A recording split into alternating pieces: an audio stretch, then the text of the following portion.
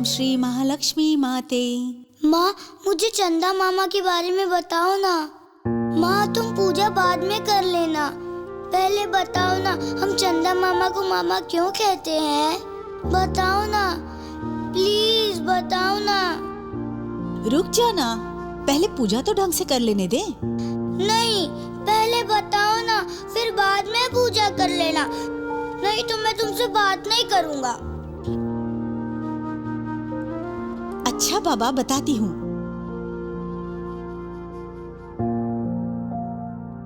ले, पहले आरती ले ले। अब बता, आज क्यों चंदा मामा के बारे में इतना पूछ रहा है? माँ, टीचर ने मुझे चंदा मामा पर कविता लिखने को कहा है। ये तो अच्छी बात है।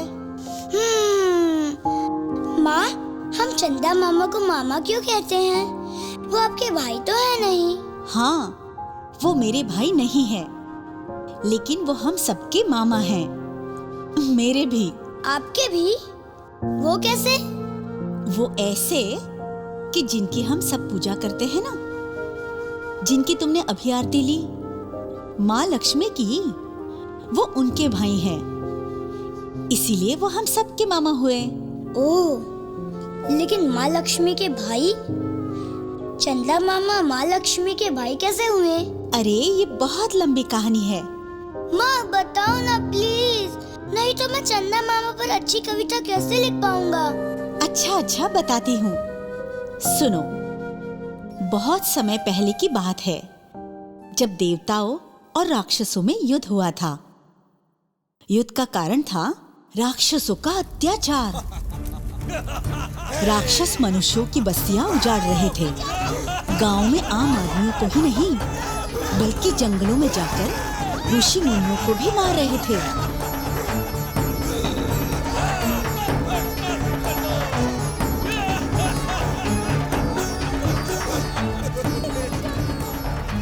उनके डर से इंद्र और बाकी देवताओं का इंद्रलोक में रहना मुश्किल हो गया था। उनके अत्याचार से तंग आकर सभी देवता इंद्र सहित भगवान विष्णु और माता लक्ष्मी के पास पहुँचे। त्राहिमाम, त्राहिमाम, प्रभु, त्राहिमाम, हमारी रक्षा करो प्रभु, हमारी रक्षा करो माते। हे इंद्र, हे देवगण, आप सब इस तरह से शोकाकुल क्यों हो रहे हैं? माँ, पृथ्वी लोक से लेकर इंद्र लोक तक राक्षसों का उपद्रव इतना बढ़ गया है कि किसी का भी जीवित रहना कठिन है। हे माँ, हे प्रभु, पृथ्वीलोक के सारे प्राणी व्याकुल हो इधर से उधर भटक रहे हैं। ऋषि महात्माओं को जीवित जलाया जा रहा है। राक्षसों के पाप और अत्याचार से हर जगह त्राही त्राही मची हुई है।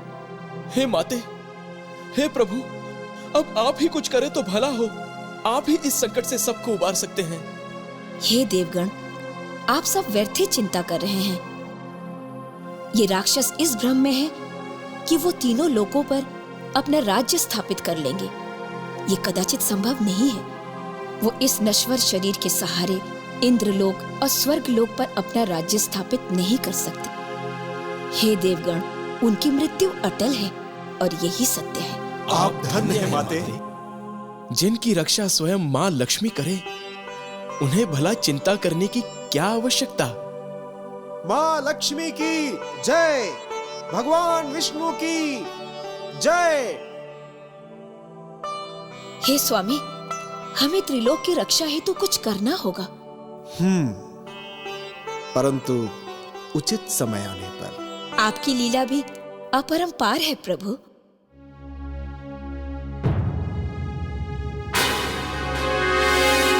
गुरु शुक्राचार्य को हमारा प्रणाम। आयुष्मान भव। तुम सब यहाँ? हे गुरुदेव, हम सब आपको शुभ समाचार देने आए हैं। शुभ समाचार? हाँ गुरुदेव, हम लोगों ने इंद्र आदि देवताओं को हराकर स्वर्ग पर अपना अधिकार कर लिया है। अब हम तीनों लोकों के स्वामी हो गए हैं।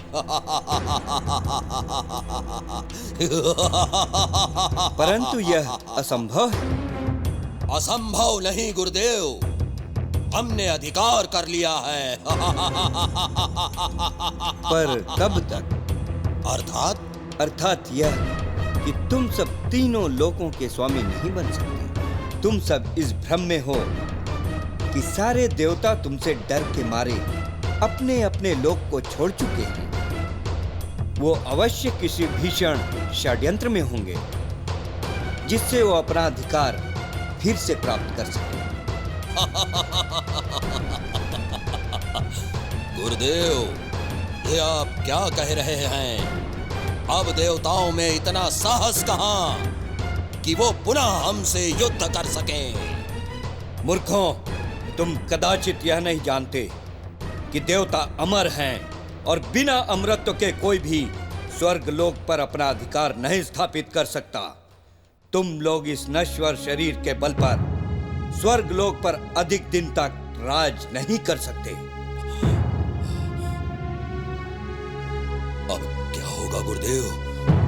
क्या हम लोग अमर नहीं हो सकते? अब तो आप ही कुछ कीजिए गुरुदेव। कोई तो उपाय होगा गुरुदेव। एक उपाय है, समुद्र मंथन। समुद्र मंथन? इस समुद्र के गर्भ में कई अनमोल रत्न हैं, जिनमें से एक है अमृत। अमृत? अमृत? अमृत? हाँ, अमृत। उस अमृत को पाकर तुम सब अमर हो सकते हो। परंतु क्या गुरुदेव? समुद्र मंथन बिना देवताओं के संभव नहीं है, और देवता कभी नहीं चाहेंगे कि तुम सब अमृत पीकर अमर हो जाओ। फिर क्या करें गुरुदेव? तुम्हें देवताओं को समुद्र मंथन के लिए उत्साहित करना होगा और उनको यह विश्वास दिलाना होगा कि समुद्र मंथन से जो कुछ भी निकलेगा उस पर तुम सबका बराबर का अधिकार होगा। अगर देवताओं ने मान लिया तो तुम सब अमृत पीकर अमर बन जाओगे, और फिर तुम्हें त्रिलोक का स्वामी बनने से कोई नहीं रोक सकता, कोई भी नहीं।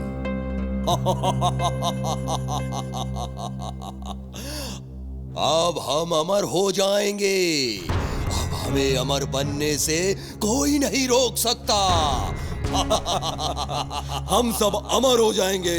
हे गुरुदेव, अब हमें आज्ञा दीजिए। हम सब अमर हो जाएंगे। तथास्तु।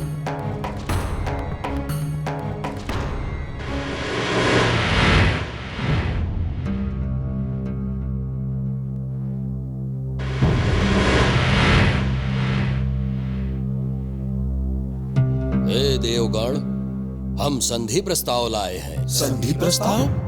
हाँ, संधि प्रस्ताव।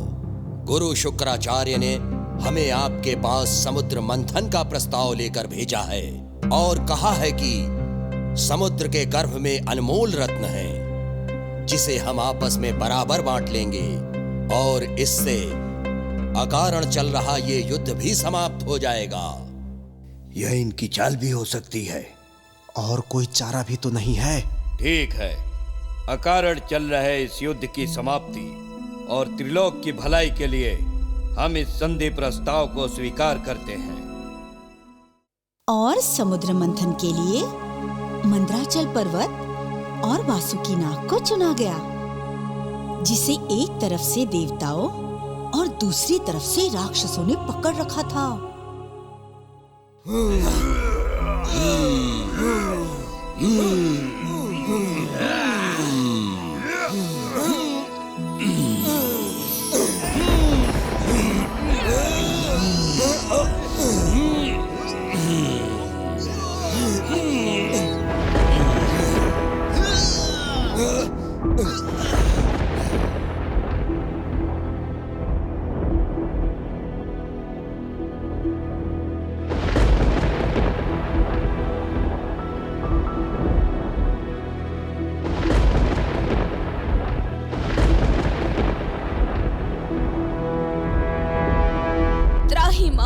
त्राहि माम प्रभु।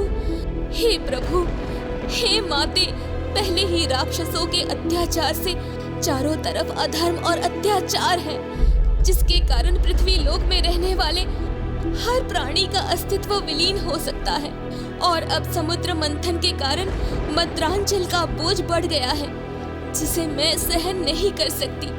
यदि यूं ही चलता रहा तो पृथ्वी लोक पर रहने वाला हर प्राणी और स्वयं मेरा अस्तित्व ही समाप्त हो जाएगा। अब आप ही कुछ उपाय करें प्रभु, आप ही कुछ उपाय करें।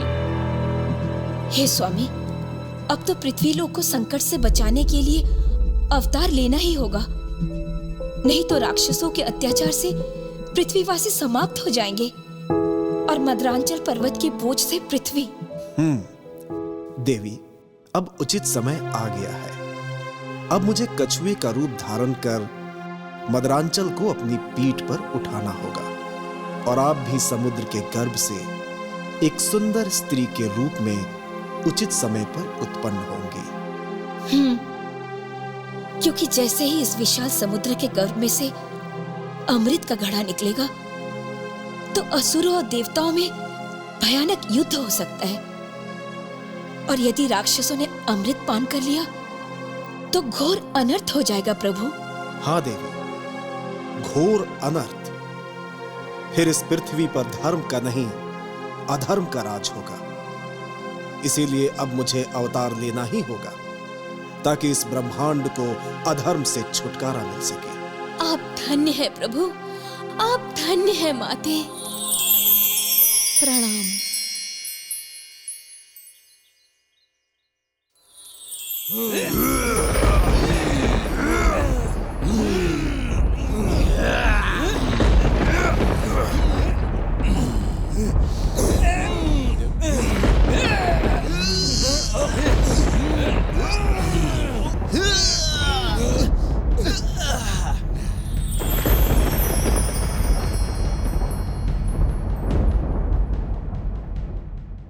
हे प्रभु, क्योंकि आपके कारण ही समुद्र मंथन संभव हो सका और उसके परिणाम स्वरूप मेरा जन्म हुआ है, इसीलिए हे प्रभु, मैं आपको वचन देता हूं कि जिस कारण आपने पृथ्वी बचाने के लिए यह अवतार लिया है, उसी कारण मैं भी पृथ्वी और पृथ्वीवासियों की रक्षा के लिए हमेशा तत्पर रहूंगा। तथास्तु।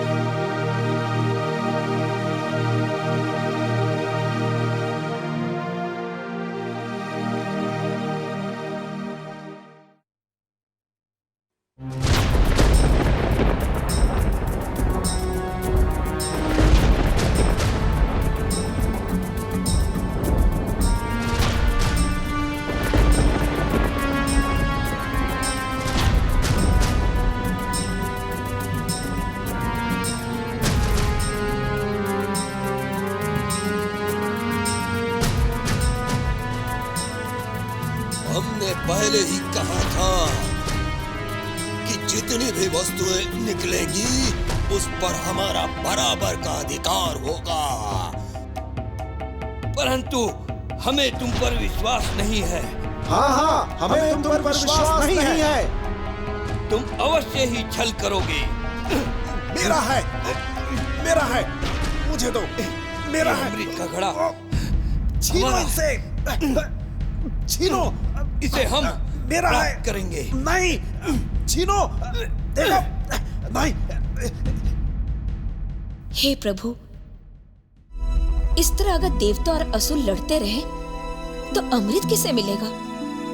और यदि अमृत राक्षसों को मिल गया तो अनर्थ ही हो जाएगा। वो अमर होकर इस पूरे लोक में अधर्म का राज्य स्थापित कर देंगे। इसलिए हे प्रभु, धर्म की रक्षा के लिए जो हमारे अवतार का उद्देश्य था उसे पूरा करना होगा। सारे राक्षस जो मेरे मोहिनी रूप को देखकर मोहित हो रहे थे, उसी मोहिनी रूप द्वारा आप इस संकट को टाल सकते हैं। हाँ देवी, आपका मोहिनी रूप भी इन राक्षसों को भ्रमित कर सकता है।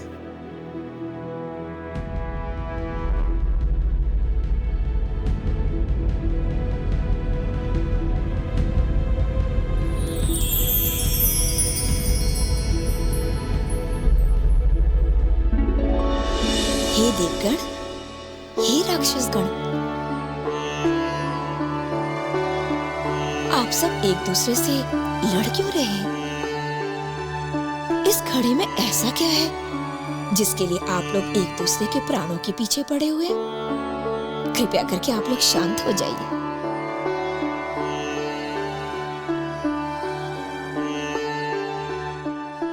हे देवी, इस घड़े में अमृत भरा हुआ है और हम इस अमृत को लेकर आपस में लड़ रहे हैं। इस अमृत पर हम दोनों का बराबर का अधिकार है, परंतु इसके बंटवारे को लेकर विवाद हो गया है।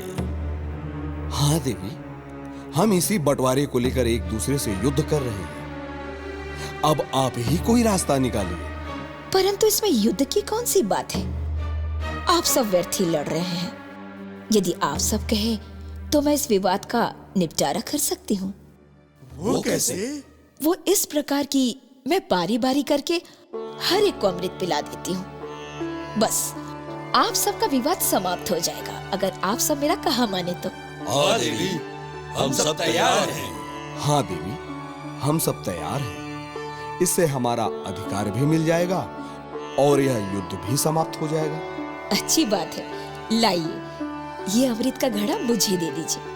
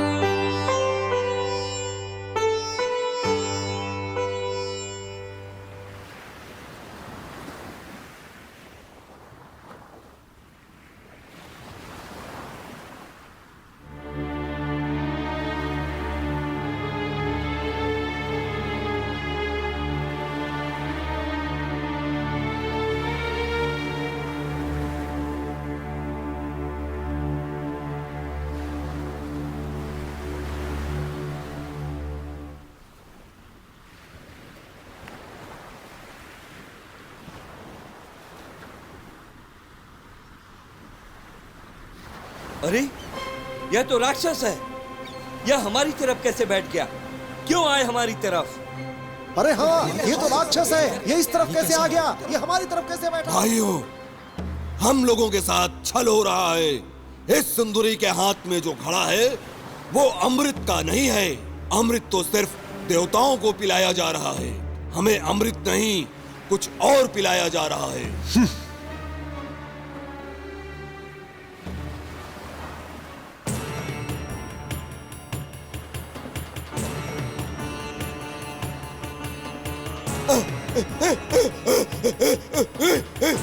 नहीं, नहीं, भागो यहाँ से, भागो भागो भागो, अपनी आग जान बचाओ, भागो भागो, गर्दन कट गई है राहु केतु की, चलो।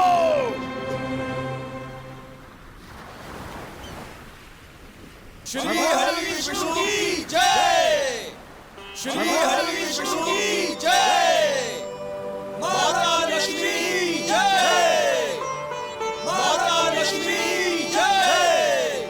हाँ देवी, आपने सचमुच तीनों लोकों पर उपकार किया है। यदि मैं आपका यह मोहिनी रूप ना धारण करता तो कदाचित राक्षसों को भ्रमित करना असंभव था। और हे चंद्रदेव, आपका अवतार भी समुद्र मंथन में लक्ष्मी जी के साथ हुआ है।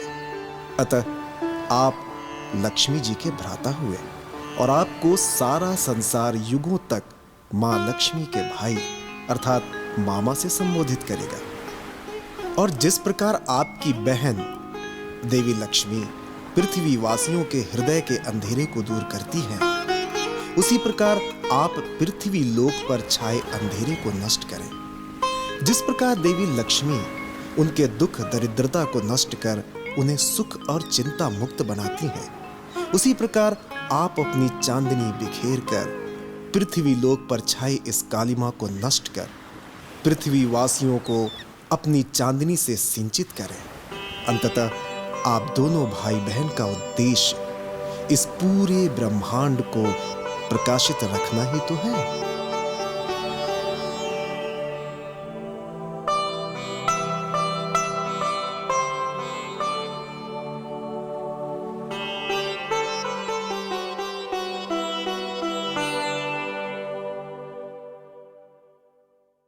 अच्छा, इसीलिए हम चंदा मामा को मामा कहते हैं। पर माँ, क्या माँ लक्ष्मी ने कोई और भी अवतार लिए? अरे, अभी तक तो चंदा मामा के बारे में पूछ रहा था, अब माँ लक्ष्मी के बारे में पूछने लगा। नहीं माँ, बताओ ना। अरे, अब तुझे चंदा मामा पर कविता नहीं लिखनी?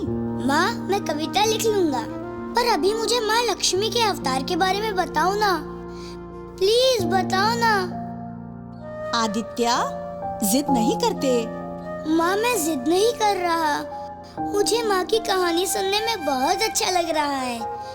प्रॉमिस, मैं सुनने के बाद होमवर्क कर लूंगा। प्रॉमिस? हाँ माँ, प्रॉमिस। अब सुनाओ ना। अच्छा, तो सुन। एक बार ध्वज नाम का एक राजा था, जिसका दानवों से कई वर्षों तक भयंकर युद्ध चला था।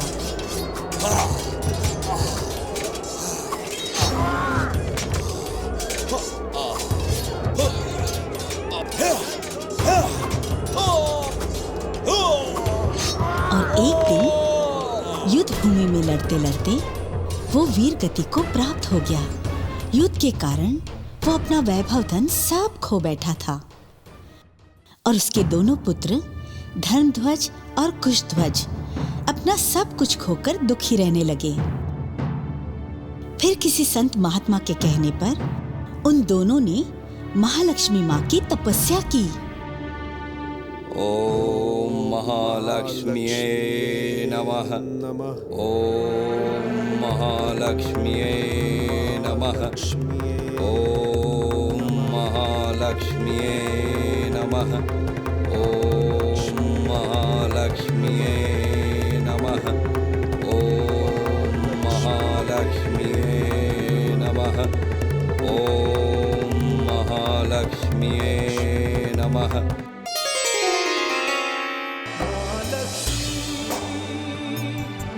ओम महालक्ष्म्ये नमः। उठो वत्स, तुम्हारी तपस्या सफल हुई। बोलो, तुम्हारी क्या इच्छा है? मां प्रणाम। मैं रथध्वज पुत्र धर्मध्वज आपको कोटि कोटि प्रणाम करता हूँ। माँ प्रणाम। मैं रथध्वज पुत्र कुशध्वज आपको कोटि कोटि प्रणाम करता हूँ। हे वत्स, मैं तुम दोनों की तपस्या से अति प्रसन्न हूँ। मांगो, क्या वर मांगते हो? हे माँ, आप तो अंतर्यामी हैं, ऐसा कुछ नहीं है जो आपको ज्ञात ना हो। माँ, हम बस यह चाहते हैं कि हमारा पूरा जीवन आपकी सेवा में व्यतीत हो। माँ, हम आपके बाल रूप के दर्शन करना चाहते हैं। अगर आप हम पर प्रसन्न हैं तो आप हमारे घर में पुत्री के रूप में जन्म लें, जिससे हमारा जीवन धन्य हो जाए और हम पहले की तरह सुख संपन्न हो जाएं। तथास्तु।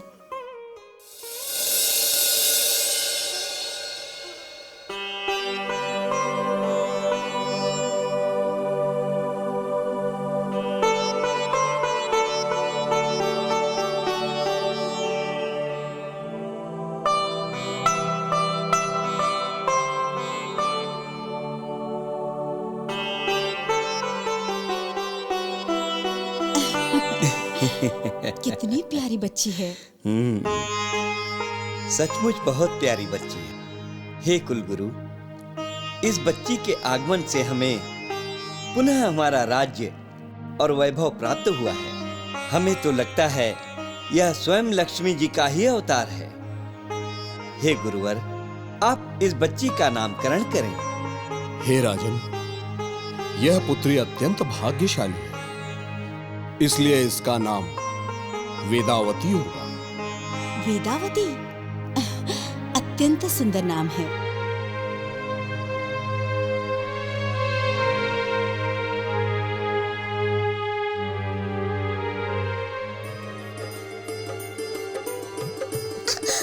वो देखो वहाँ, जल्दी जल्दी जल्दी पकड़ो उसे। हाँ, ये अरे क्या कर रहे हो?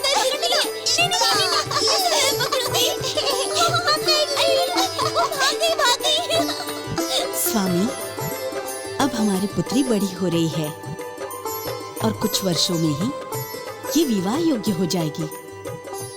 इसलिए हमें जल्द ही इसके लिए कोई योग्य वर ढूंढना होगा। हाँ देवी, मुझे भी यही चिंता सताने लगी है कि इस पुत्री का विवाह किसके साथ करना उचित होगा। पिताश्री, पिताश्री। हाँ पुत्री। मेरे लिए आप तितलियों को पकड़ देंगे?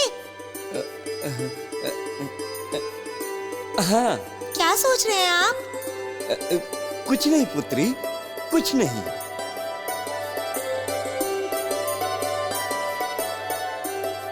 क्या हुआ माते? आप लोग इतने चिंतित क्यों हैं? और आप किस बारे में बात कर रहे थे? कुछ नहीं पुत्री, हम लोग तुम्हारे विवाह के बारे में बात कर रहे थे और इस बात की चिंता कर रहे थे कि तुम्हारा विवाह किससे करें। मैं तो उसी से विवाह करूंगी जो तीनों लोकों में सबसे अलौकिक होगा। अच्छा? हाँ। और वो अलौकिक पुरुष कौन है? वो तो आप जानती हैं, मुझे क्या पता। हाँ चलो, तुम्हारा विवाह उसी से होगा।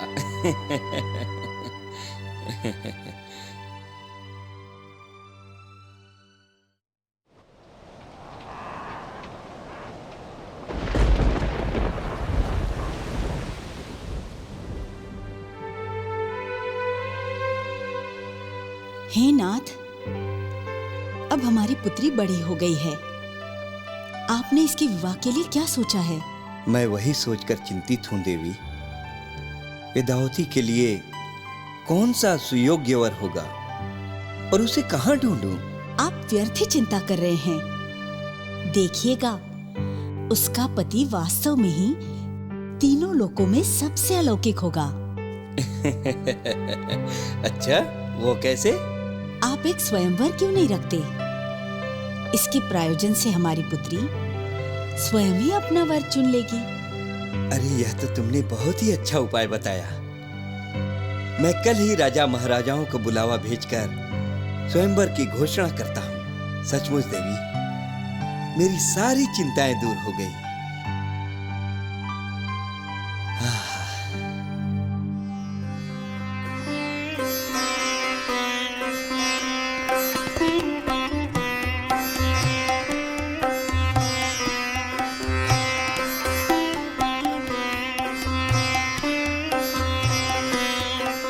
पुत्री, ये लो, और जैसा तुम अपने लिए वर चाहती हो वैसा वर इस स्वयंवर में आए राजा महाराजाओं में से किसी एक को चुन लो। जो आज्ञा माता।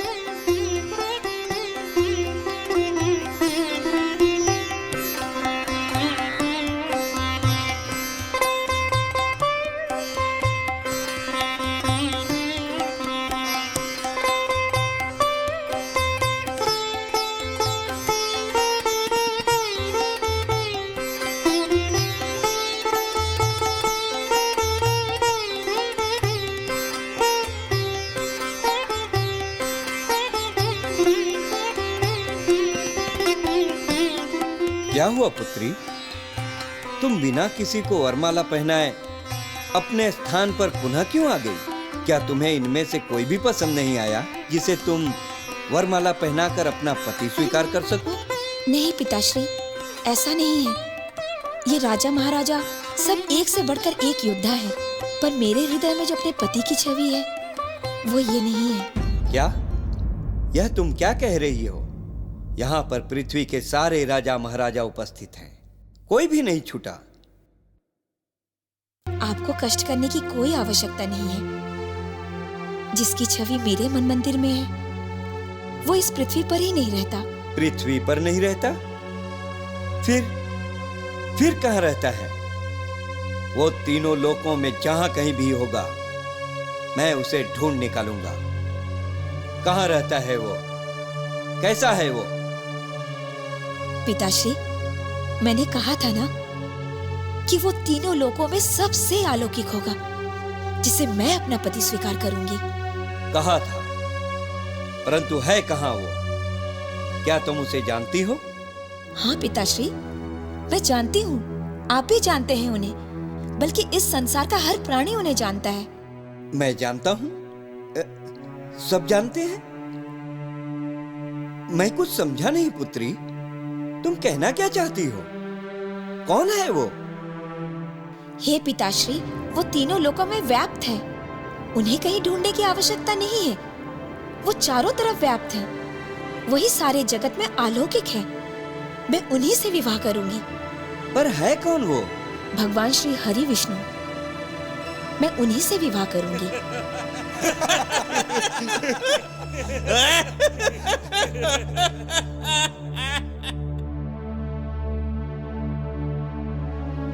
बुद्धिहीन लड़की, तुम स्वयं को क्या समझती हो? अपने रूप के घमंड में तुम्हें इतना भी विवेक नहीं रहा कि तुम स्वयं को श्री हरि से विवाह करने योग्य समझने लगी। हे पुत्री, तुम यह क्या कह रही हो? तुम कदाचित यह नहीं समझ रही हो कि यह संभव नहीं है।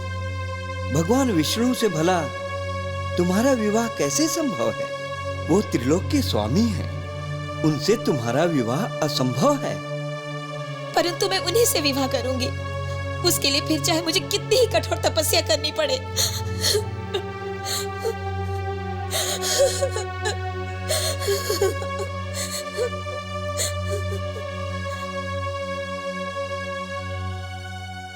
कितने वर्ष बीत गए, परंतु अभी तक वेदावती अपने प्रण से अडिग है। पता नहीं और कितनी प्रतीक्षा करनी पड़ेगी। हमारी पुत्री के भाग्य में न जाने क्या लिखा हुआ है। ओम नमो भगवते वासुदेवाय। ओम नमो भगवते वासुदेवाय। ओम नमो भगवते वासुदेवाय। ओम नमो भगवते वासुदेवाय। ओम नमो भगवते वासुदेवाय। ओम नमो भगवते वासुदेवाय। रुक जाओ। ओम नमो भगवते वासुदेवाय। ओम नमो भगवते वासुदेवाय। रुको। ओम नमो भगवते वासुदेवाय। ओम नमो भगवते वासुदेवाय। ओम नमो भगवते वासुदेवाय। हे कन्या, तुम कौन हो और किस कारणवश किसकी तपस्या कर रही हो? ओम नमो भगवते वासुदेवाय। तुम मेरा अपमान कर रही हो। देखो, तुम्हारे सामने स्वयं त्रिलोक विजयी लंकाधिपति रावण खड़ा है, जिसके नाम मात्र से ही संपूर्ण ब्रह्मांड कांपने लगता है, जिसकी भुजाओं के बल से इंद्र सहित सारे देवता डरते हैं। ओम नमो भगवते वासुदेवाय। आंखें खोलो और मुझे बताओ, कौन हो तुम और इस निर्जन वन में किसकी तपस्या कर रही हो? ओम नमो भगवते वासुदेवाय। हे राजन, मैं कुशध्वज की पुत्री वेदावती हूँ और मैं इस त्रिलोक के स्वामी भगवान विष्णु से विवाह करने की इच्छा मात्र से इस निर्जन वन में तपस्या कर रही हूँ। आप कृपा करके यहाँ से चले जाएं और मुझे तपस्या करने दीजिए। ओम नमो भगवते वासुदेवाय। रुको सुंदरी, तुम व्यर्थ ही तपस्या कर रही हो। और किसकी तपस्या कर रही हो? कौन है ये विष्णु जिसे तुम भगवान कह रही हो? त्रिलोक का स्वामी मैं हूं। मेरे गर्जन से दशों दिशाएं गूंजती हैं और मैं ही सब कुछ करने में सक्षम हूं। हे राजन, आप मुझे अज्ञानी जान पड़ते हैं। वेशभूषा से तो आप राजा हैं, परंतु आपकी बुद्धि भ्रष्ट हो चुकी है, जो आप स्वयं को भगवान विष्णु से बड़ा मानते हैं। हे सुंदरी, तुम अपने इस रूप के घमंड में पागल हो गई हो, जो लंकेश को अपमानित कर रही हो। मैं तुम्हें इसके लिए मृत्यु दंड दे सकता हूँ। तनिक अपने सौंदर्य को तो देखो, ये सिर्फ लंकेश के राजमहल में ही सुशोभित हो सकता है। अपनी सुंदरता और सौंदर्य को इस जंगल में क्यों नष्ट कर रही हो? राजन, तुम अपनी मर्यादा की सीमा लांघ रहे हो। तुम एक तुच्छ दानव की भांति बात कर रहे हो। दूर हो जाओ मेरी दृष्टि से। सुंदरी, तुम बार बार मेरा अपमान कर रही हो। इसके लिए मैं तुम्हारे प्राण भी ले सकता हूँ। यदि तुम आकर मेरे चरणों में गिर जाओ तो मैं तुम्हें क्षमा कर दूंगा और अपनी रानी बनाकर तुम्हें राजमहल ले जाऊंगा। आज के बाद तुम लंकाधिपति रावण की पत्नी कहलाओगी।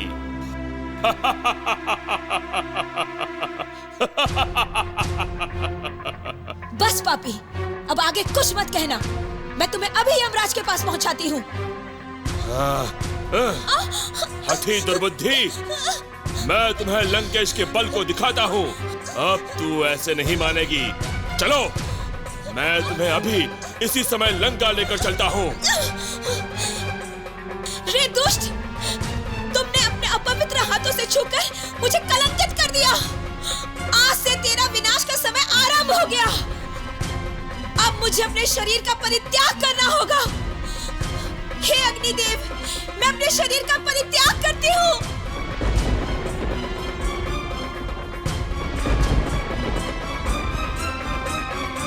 हे देवी, आपका त्याग व्यर्थ नहीं जाएगा।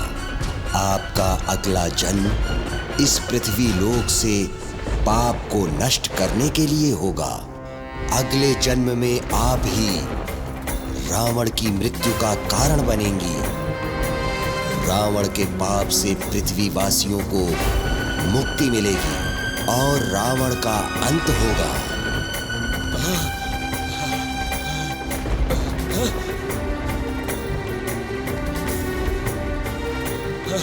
नहीं, ऐसा नहीं हो सकता।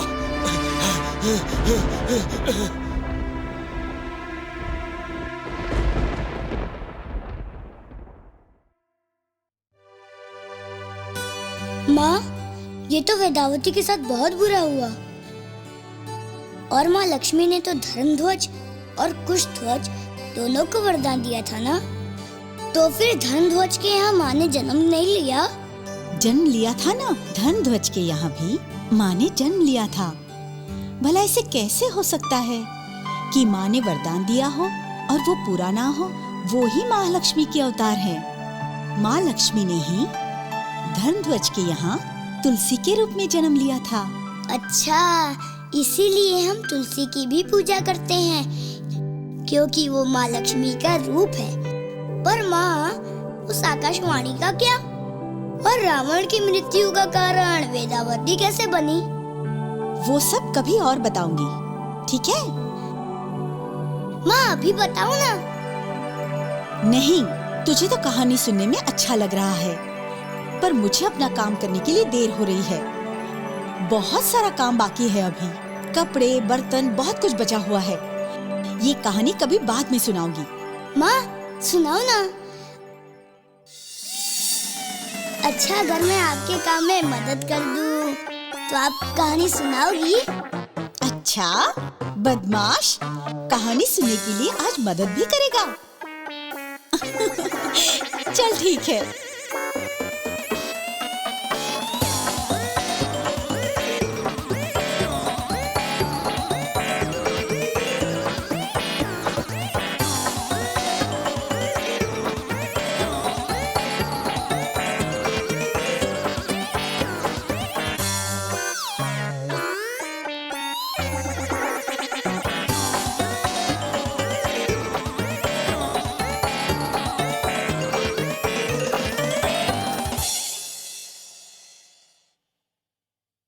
लो माँ, हो गया आपका सारा काम। अब तो कहानी सुनाओ। अच्छे बच्चे की तरह आज तुमने अपनी माँ के काम में मदद की है, तो ठीक है। अब आगे की कहानी सुनाती हूँ। और जब रावण अपने अत्याचारों की सीमा लांघ गया, तब माँ ने धरती पर अवतार लिया। उस समय पृथ्वी पर चारों तरफ अफरा तफरी मची हुई थी। सारी पृथ्वी पर अकाल छाया हुआ था। मनुष्यों को ही नहीं, पशुओं को भी भोजन उपलब्ध नहीं हो रहा था। ऐसे में एक दिन मिथिला के राजा जनक राज्य में घूम रहे थे।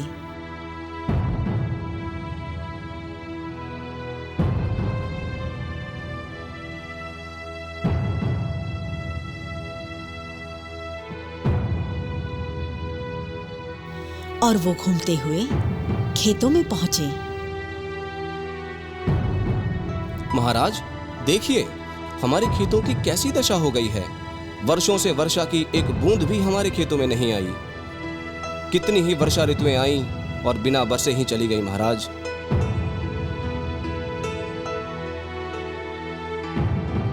इस तरह से तो अनर्थ हो जाएगा महाराज। महाराज, लगता है प्रलय काल आ गया है।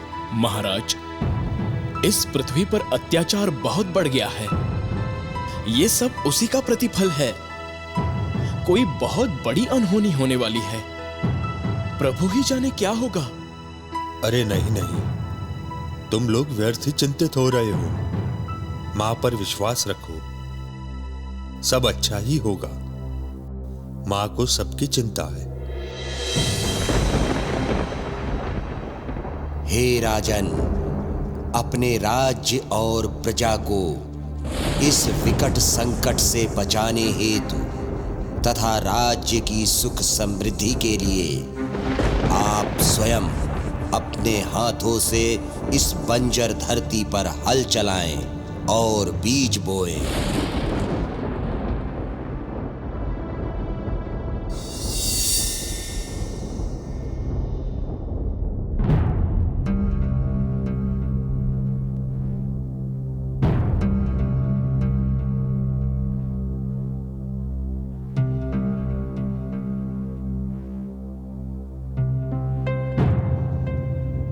अरे यह देखो तो, यह घड़ा कैसे बाहर निकला और क्या है इसमें? जी महाराज।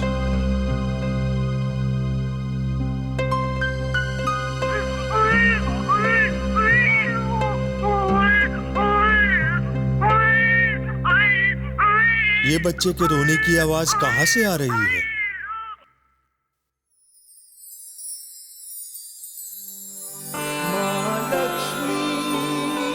महाराज, इस घड़े में एक छोटी सी बच्ची है। यह उसी के रोने की आवाज है।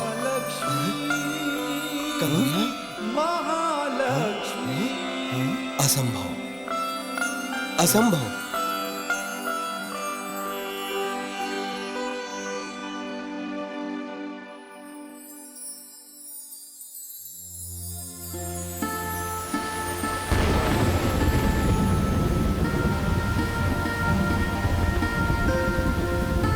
यह अवश्य ही कोई असाधारण बालिका है। इसके आते ही हम पर इंद्रदेव की कृपा हुई है। जी महाराज, वर्षों से सूखी पड़ी धरती जो बारिश की बूंद के लिए तरस रही थी, इस बालिका के आगमन से तृप्त हो गई। इस कन्या को राजमहल ले चलो।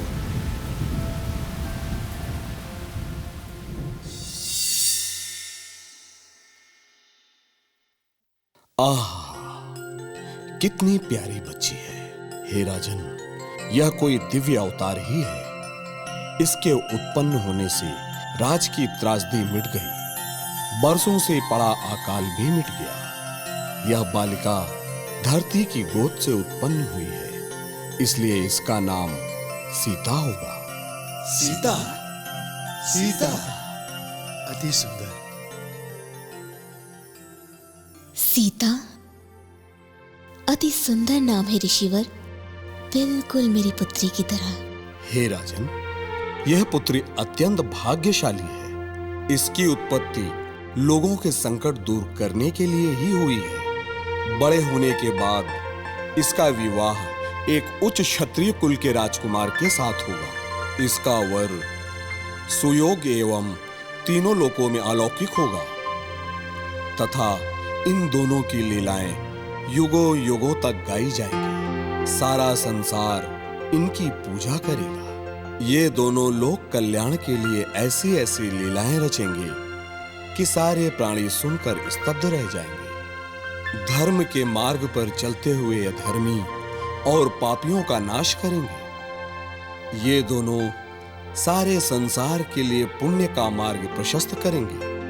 यह पुत्री पति परायण और हमेशा अपने पति के चरण सेवा में लीन रहेगी और इसके लिए इसे अत्यंत विपदाओं का सामना भी करना पड़ेगा। लक्ष्मण, तुमने शूर्पणखा के नाक कान काटे हैं। अब राक्षस अवश्य इसका प्रतिशोध लेंगे। भाभी माँ, इतना मना करने पर भी वो नहीं मान रही थी।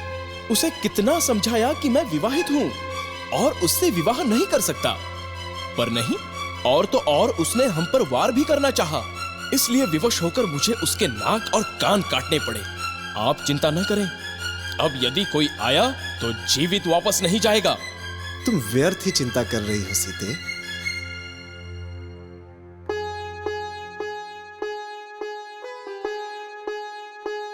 प्रभु, वो देखिए, कितना सुंदर और मनमोहक हिरण है।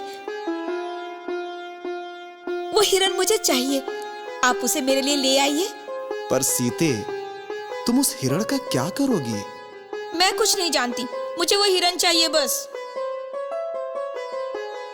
अच्छी बात है, मैं अभी जाकर उस हिरण को लेकर आता हूं।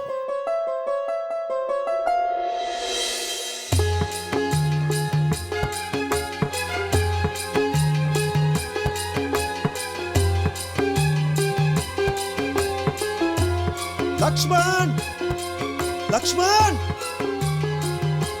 लक्ष्मण, तुम्हारे भ्राता तुम्हें पुकारे हैं। जाकर देखो, कहीं वो किसी संकट में ना हो। परंतु मैं आपको यहाँ अकेला छोड़कर नहीं जा सकता। ये मेरी आज्ञा है लक्ष्मण। तुम्हारे भैया अवश्य ही किसी विपदा में हैं। ठीक है भाभी माँ।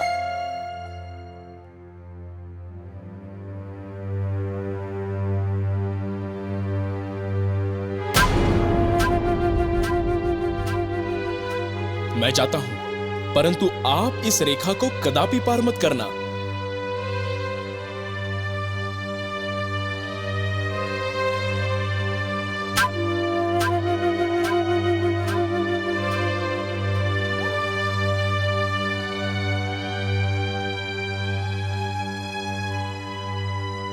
भिक्षाम देहि, भिक्षाम देहि, भिक्षाम देहि, भिक्षाम देहि। हे ब्राह्मण देव, दशरथ नंदन श्री राम की पत्नी सीता का प्रणाम स्वीकार करें। आयुष्मान भव। हे देवी, मुझे केवल भिक्षा दे दो। मैं अभी लाई।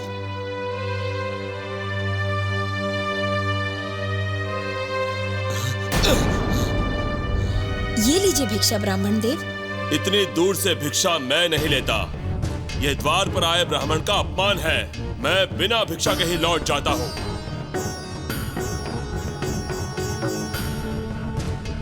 ठीक है, मैं एक ब्राह्मण को अपने द्वार से खाली हाथ लौटाने का पाप नहीं कर सकती।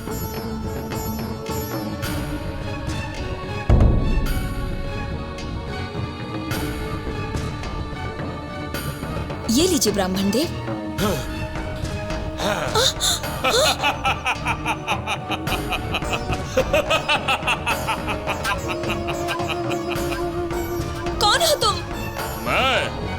मैं शूर्पणखा का भाई और लंकाधिपति रावण हूं।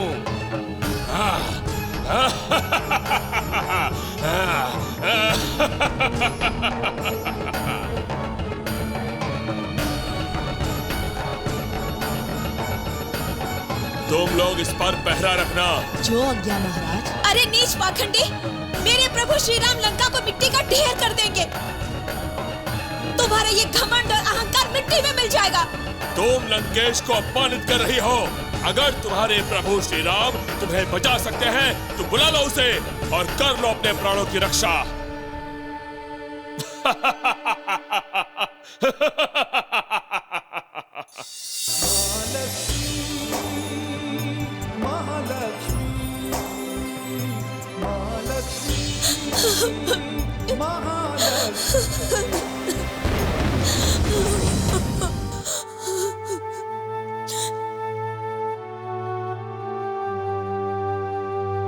जय श्री राम। प्रणाम माते। श्री राम का नाम लेने वाला इस राक्षस नगरी में कौन हो तुम? हे माते, मैं राम भक्त हनुमान हूँ। प्रभु श्री राम ने मुझे आपकी खोज के लिए भेजा है। मुझे विश्वास नहीं होता। इस रावण ने अवश्य कोई षड्यंत्र रचाकर किसी बहरूपियों को भेजा है। नहीं माते, ये देखिए आपकी चूड़ामणि। जब रावण आपको आकाश मार्ग से ले जा रहा था तभी आपने ही इसे किष्किंधा राज्य में फेंका था। तो क्या तुम सचमुच में श्री राम के दूत हो? हाँ माते, श्री राम ने आपको भेंट स्वरूप ये मुद्रिका भेजी है। हे पुत्र, तुम शीघ्र जाओ और प्रभु श्री राम से हमारी व्यथा कहो। कहो कि हमें शीघ्र यहाँ से ले चले। माते, यदि आपकी आज्ञा हो तो मैं आपको इसी समय अपने कंधे पर बैठाकर उनके पास ले चलूं? नहीं हनुमान, इस दुष्ट पापी रावण का विनाश आवश्यक है ताकि रावण का अंत सुनकर आने वाले युगों तक कोई भी पुरुष किसी भी पतिव्रता स्त्री के साथ ऐसा करने का दुस्साहस ना करे। इसी कारण मुझे यही श्री राम की प्रतीक्षा करने दो। जो आज्ञा माते। आप चिंता ना करें, प्रभु श्री राम शीघ्र ही आपको यहाँ से ले जाएंगे। माते, यदि आपकी आज्ञा हो तो मैं कुछ फल खा लूं। बहुत भूख लगी है। ठीक है पुत्र, परंतु ध्यान से, यहाँ चारों ओर राक्षस ही राक्षस हैं। आप चिंता ना करें। जय श्री राम।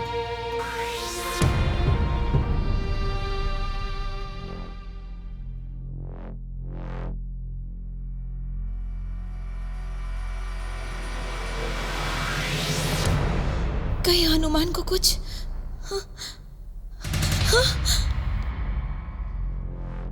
हनुमान, तुम ठीक तो हो पुत्र? और इस पाप की नगरी लंका में आग किसने लगा दी? हे माँ, जब मैं अशोक वाटिका में फल खा रहा था तभी वहां रावण के सैनिक आ गए और उनसे मुझे युद्ध करना पड़ा। परंतु रावण के पुत्र मेघनाथ द्वारा चलाए गए ब्रह्मास्त्र के सम्मान हेतु मुझे विवश होकर बंदी बनना पड़ा और वो मुझे रावण की सभा में ले गया, जहां विभीषण के कारण रावण ने मुझे मृत्युदंड तो नहीं दिया परंतु मेरी पूंछ में आग लगवा दी और मैंने प्रभु श्री राम और आपकी छवि हृदय में रखकर इस पाप की नगरी को भस्म कर डाला। अब मुझे आज्ञा दीजिए माते, मैं जल्द से जल्द प्रभु श्री राम को आपकी सूचना देता हूँ। वो मेरी राह देख रहे होंगे। आप चिंता ना करें माते। चिंता तो है पुत्र, ना जाने प्रभु किस हाल में होंगे और कब इस पापी से मुझे छुटकारा मिलेगा।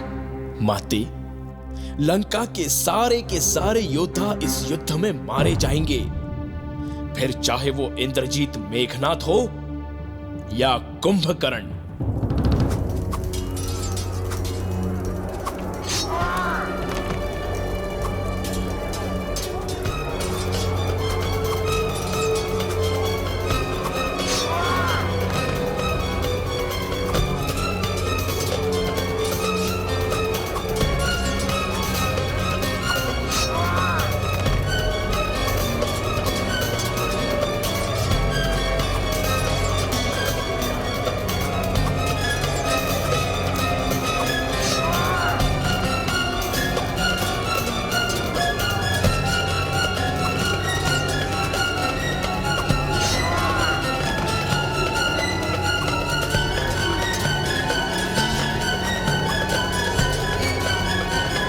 वनवासी, आज तुझे मेरे हाथों से कोई नहीं बचा सकता।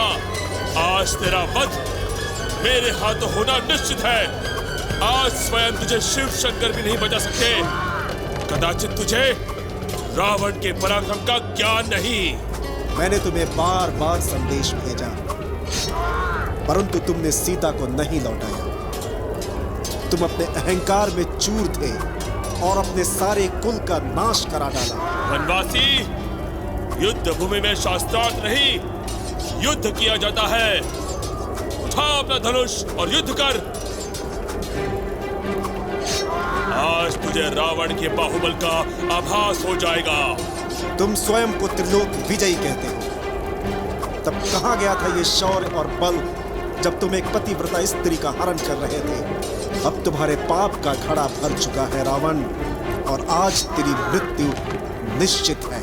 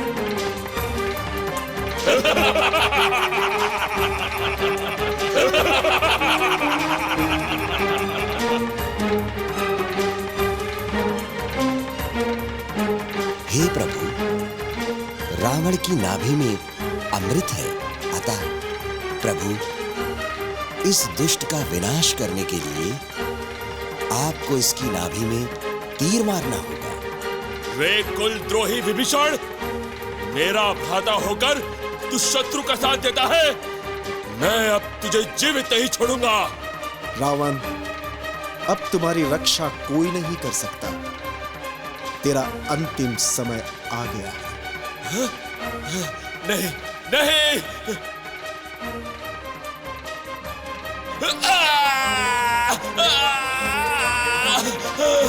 जय श्री राम।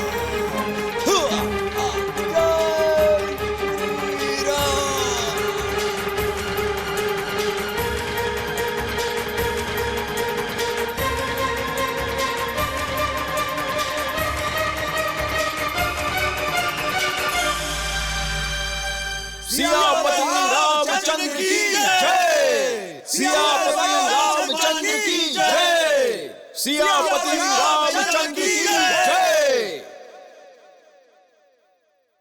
ये मजा आया, बहुत मजा आया।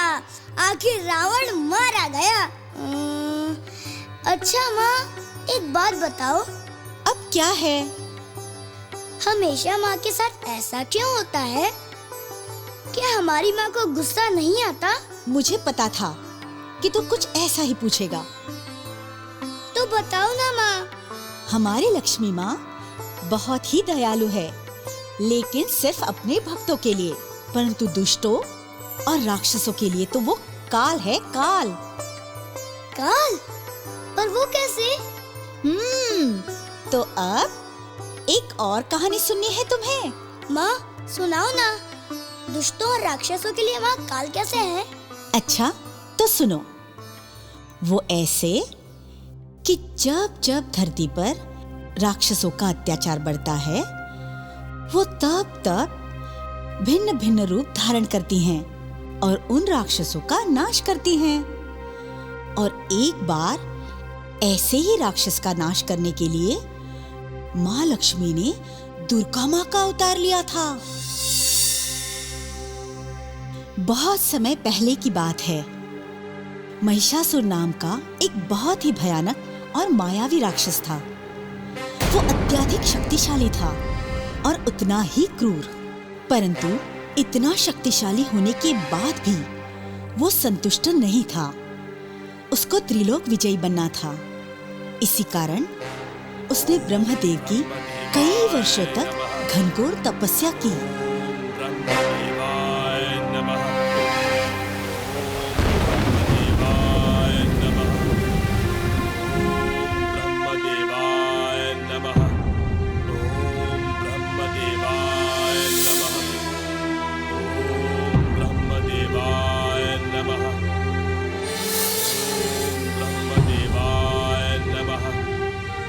आंखें खोलो वत्स, आंखें खोलो।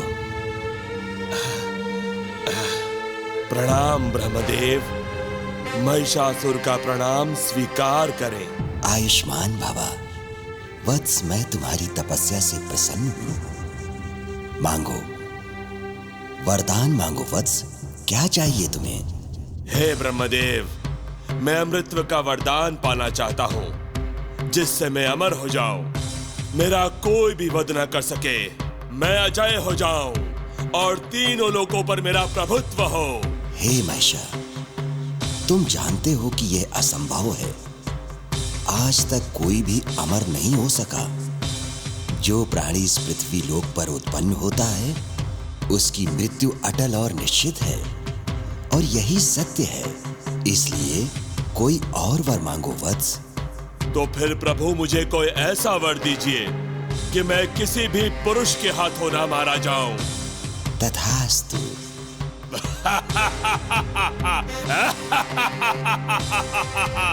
जब कोई पुरुष मेरा कुछ नहीं कर सकता, तो मुझे मारेगा कौन? अब मुझे त्रिलोक विजयी बनने से कोई नहीं रोक सकता, कोई भी नहीं।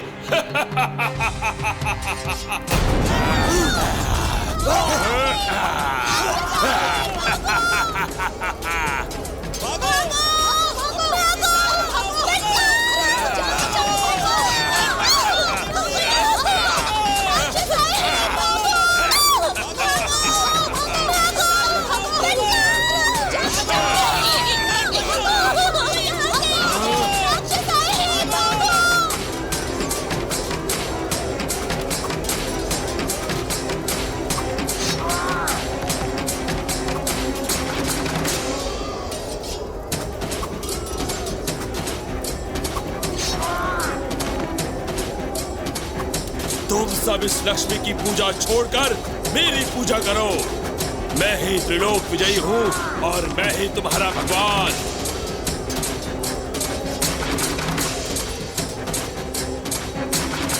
अगर मुझसे तुम्हारे प्राणों की कोई रक्षा कर सकता है, तो वो स्वयं मैं हूँ।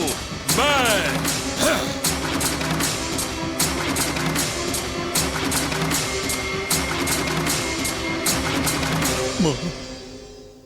हमसे ऐसा कौन सा अपराध हो गया कि हमें ये दंड मिल रहा है? माँ, रक्षा करो माँ। माँ, अब ये कष्ट सहन नहीं होता। इस दुष्ट से हमारी रक्षा करो माँ, हमारी रक्षा करो माँ।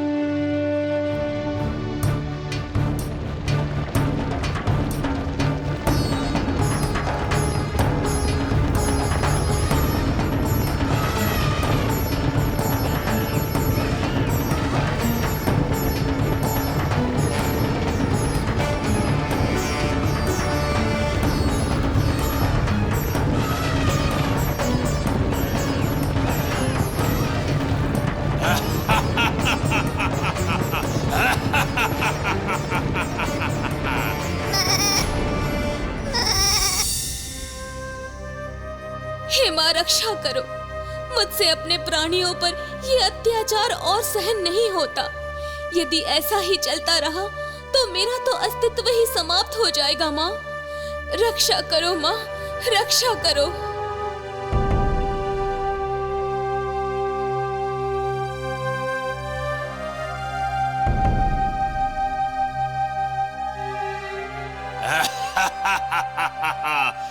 डर कर भाग गए कायर। देवता तो डर कर भाग गए। अब तुम सब नृत्य किसके लिए करोगी? चलो मेरे महल में चलो। पापी, तुझे कदाचित अपनी मृत्यु से भय नहीं लगता। नहीं तो तू इतना साहस नहीं करता कि एक अप्सरा से अपने महल में नृत्य करने की बात कहे। तुझे कदाचित ये नहीं पता कि मृत्यु मेरा कुछ नहीं बिगाड़ सकती। मैं अजय हूँ और तू मेरे ही महल में नृत्य करेगी। अब तेरी सहायता कोई नहीं कर सकता। हे दुष्ट, तुझे इसका दंड अवश्य मिलेगा। हाँ? तेरा इतना साहस कि तू महिषासुर को दंड देने की बात कर रही है। अब तो मैं स्वयं तुझे अपने महल में लेकर चलूंगा। हे माँ, हमारी रक्षा करो, इस दुष्ट से हमें बचाओ। नहीं, रक्षा करो माँ, रक्षा करो। रक्षा करो हमारी माँ, रक्षा करो माँ, रक्षा करो हमारी, रक्षा करो, रक्षा करो चाहिए। बस बहुत हुआ। क्या बहुत हुआ प्रिय? बस प्रभु, अब इस दुष्ट के पाप का घड़ा भर चुका है और इसका अंत आवश्यक है। किसका अंत आवश्यक है?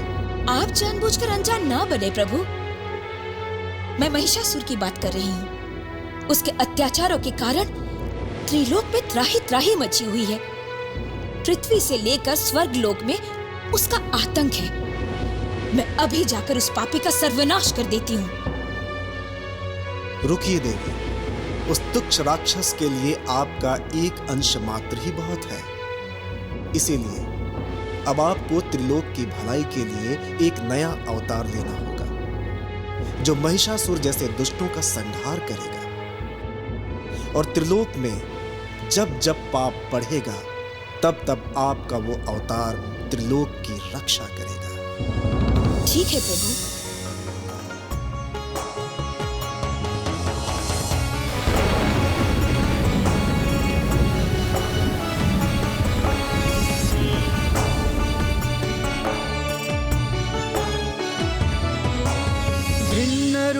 धरे माँ लक्ष्मी, प्रणाम माते, प्रणाम प्रभु। आज्ञा दे। हे देवी, आपका जन्म ही दुष्टों का अंत करने के लिए हुआ है। इस समय पृथ्वी पर महिषासुर नामक राक्षस ने आतंक मचा रखा है। वो दुष्ट स्वर्गलोक पर भी अपना अधिकार बना बैठा है। आप उस दुष्ट का संहार कर पृथ्वी लोक और स्वर्गलोक पर पुनः धर्म की स्थापना करें। जो आज्ञा देवी। कोमल हृदय और प्रेम की मूरत, दुख दरिद्र मिटाने वाली, दुख हे देवी, क्योंकि आपका जन्म दुष्टों और पापियों का नाश करने के लिए और धर्म की स्थापना के लिए हुआ है। इसी कारण से हम सब आपको अस्त्र शस्त्र से सुसज्जित करना चाहते हैं और मैं आपको अपना ये चक्र भेंट करता हूँ। महालक्ष्मी, महालक्ष्मी, महालक्ष्मी, चार भुज चंचल चित वाली माँ की महिमा बड़ी निराली। भक्तों के संकट को टाले, बन के दुर्गा बन के काली।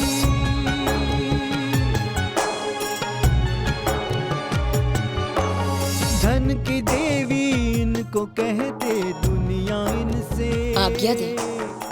माँ दुर्गा की जय, माँ दुर्गा की जय, माँ दुर्गा की जय। महालक्ष्मी, महालक्ष्मी, महालक्ष्मी, महालक्ष्मी।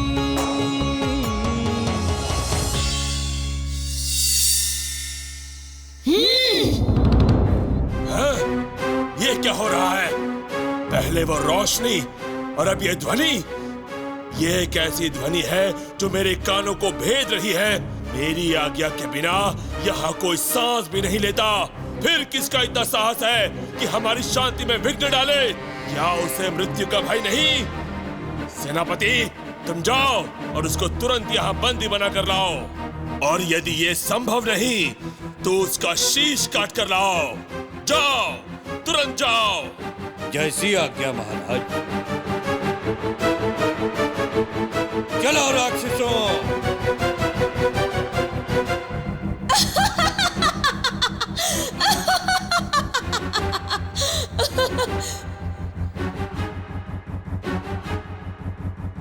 हे सुंदरी, कौन हो तुम और इस तरह ठास क्यों कर रही हो? मूर्ख, अपने काल को नहीं पहचानते? सुंदरी, तुम कदाचित यह नहीं जानती कि तुम किससे बात कर रही हो। हमारे स्वामी महिषासुर ने तुम्हें बंदी बनाकर अपनी सभा में लाने को कहा है। वो तुम्हारी इस धृष्टता के लिए तुम्हें मृत्यु दंड दे सकते हैं। दुष्ट, तुम्हारा स्वामी मुझे क्या मृत्यु दंड देगा? मृत्यु दंड तो उसे मैं दूंगी। कायरों की भांति कहाँ छुपा बैठा है? जा कह दे उसे कि आज उसका काल निश्चित है।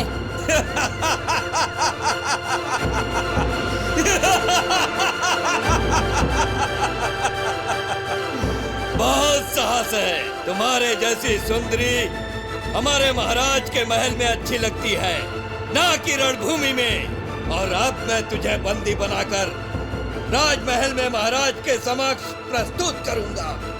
बंदी बना लो इसे।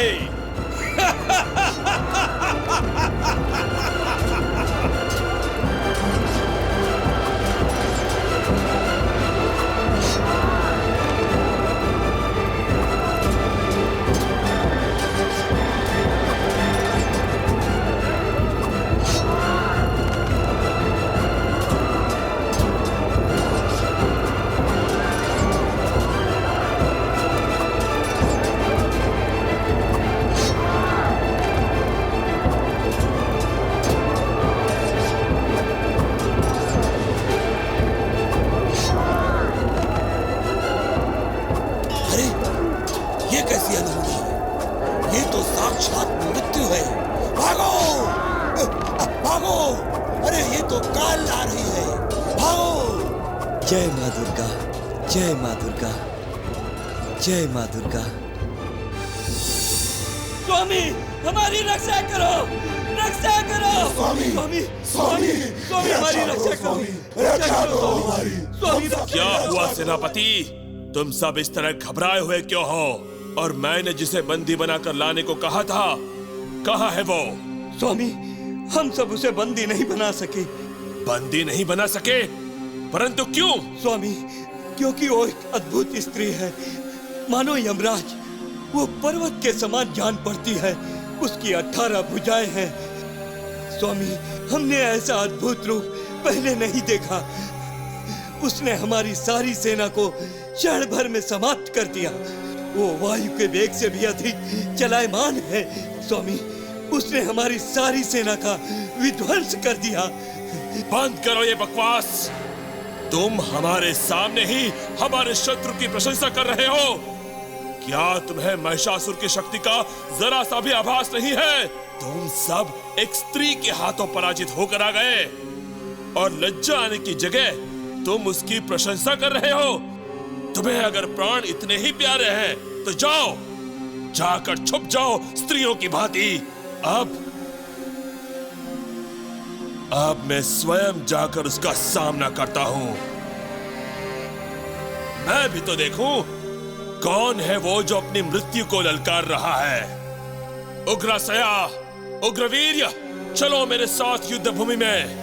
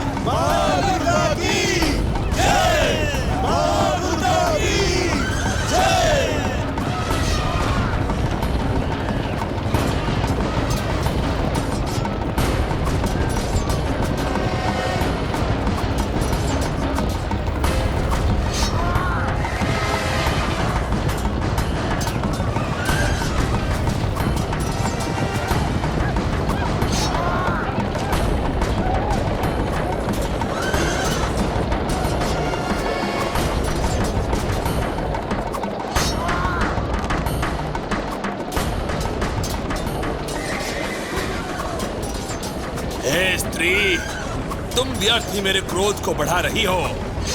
तुम्हें ज्ञान नहीं है कि तुम किसके सामने खड़ी हो। अरे जब इंद्र जैसे देवता मेरा सामना नहीं कर पाए, तो तुम एक स्त्री होकर मेरा सामना क्या करोगी? तुम्हें युद्ध भूमि में नहीं, मेरे राजमहल में होना चाहिए। तुम्हारे कोमल अंग अस्त्र शस्त्र पकड़े शोभा नहीं देते। मूर्ख, कदाचित तुम मेरा शौर्य और पराक्रम देखकर भयभीत हो गए हो।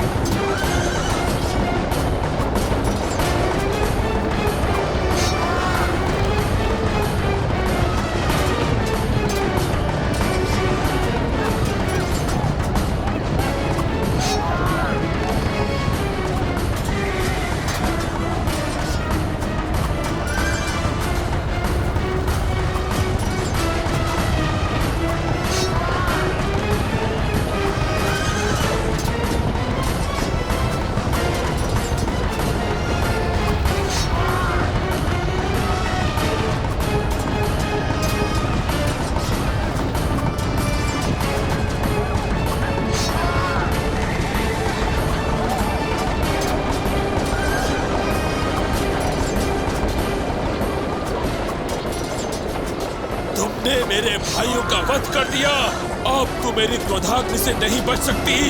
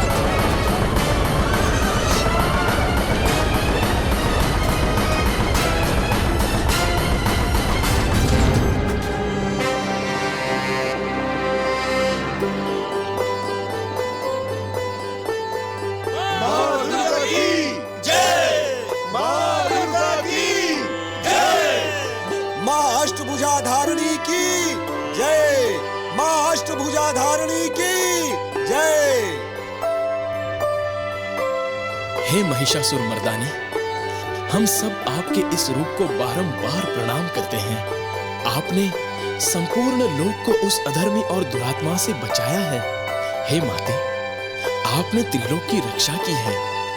हमारी सारी इच्छाएं पूरी हो गई। आप यूं ही हम सब पर सदैव प्रसन्न रहें। तथास्तु।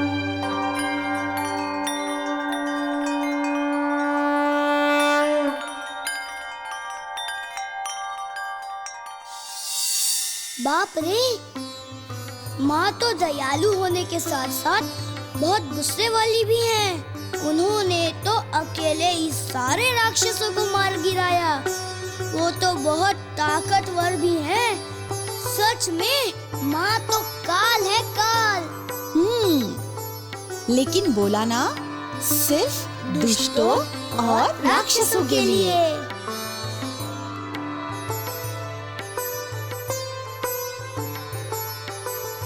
हे माँ लक्ष्मी, मैं तो आपका भक्त हूँ।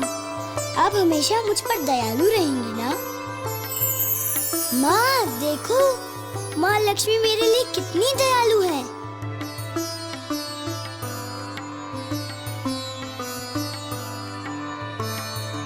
मुझे चंदा मामा पर कविता लिखनी थी, इसीलिए माँ लक्ष्मी ने चंदा मामा को हमारे घर भेज दिया।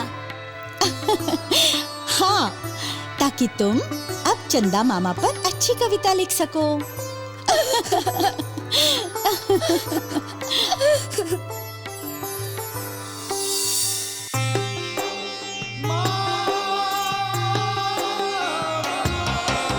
चार भुज चंचल चित वाली माँ की महिमा बड़ी निराली। भक्तों के संकट को टाले, बन के दुर्गा बन के काली।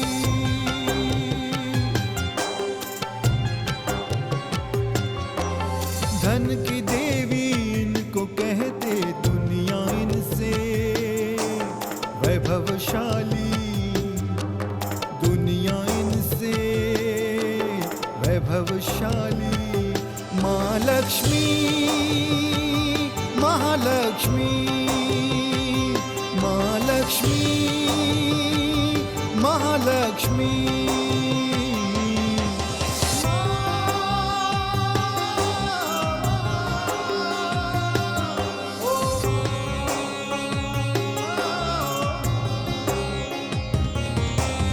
समुद्र मंथन से देखो